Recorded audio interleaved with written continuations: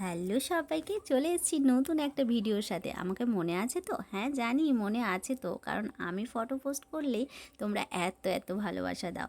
হ্যাঁ, এখন হয়তো ভিডিওটা ঠিক মতো দিতে পারি না, কিন্তু ফটোতে তোমরা অনেকটা ভালোবাসা দিচ্ছ, তার জন্য অসংখ্য ধন্যবাদ তোমাদেরকে। এটা হচ্ছে আমার জন্মদিনের ভিডিও। সন্ধেবেলা বেরিয়েছিলাম, সেটাই তোমাদের সাথে কিছু কিছু মুহূর্ত শেয়ার করব। আর আমার ফেসবুকের পাতায় এটা স্মৃতি হয়ে থাকুক যে আমি এই সময় কি করেছিলাম, সেটা কিন্তু বুড়ো হলে দেখতে পারবো। কি বলো, তাই না? তখন কিন্তু স্মৃতিচারণ করব বর আর আমি আমার ভিডিওগুলো দেখে। রাত 12টা থেকে কিন্তু শুরু হয়েছিল।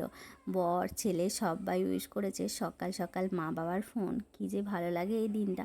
আমার কিন্তু বেশ ভালো লাগে। আর কার ভালো লাগবে না বলো তো? আদর যত্ন, সবাই ফোন করে উইশ করবে, খোঁজ নেবে, কি ভালো লাগে, সবার ভালো লাগবে।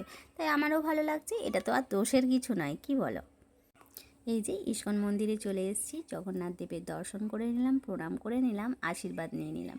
মা তো পুজো দিয়েইছে, কিন্তু মনটা যেন মনে হচ্ছিল যে একটু মন্দিরে গিয়ে প্রণাম করে আসি। তারপর ওখান থেকে বেরিয়ে পড়লাম, কারণ প্রচণ্ড মেঘ করেছিল। তো ওখান থেকে বেরিয়ে এই যে কেএফসিতে চলে এসেছি, খেতে হবে, পর খিদে পেয়েছে।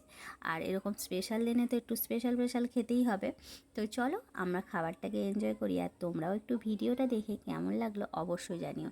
আর আমাকে এই ড্রেসটা পরে কেমন লাগছে সেটা কিন্তু জানিও। বাঁকুড়াতে গেছিলাম যখন, বেশ কয়েকটা ড্রেস নিয়েছি জানো তো, তোমাদের সাথে পরপর একে একে শেয়ার করব। আর এই যে বাবুর ভীষণ রাগ হয়ে যাচ্ছে, কখনো রাগ কখনো আবার হাসছে, এই চলছে।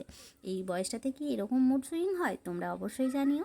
আর এই তো খাবার চলে এসছে, তাহলে খাবারটা এনজয় করি। আর তোমরা ভিডিওটা দেখে কেমন লাগলো সেটা জানিয়ে যেও।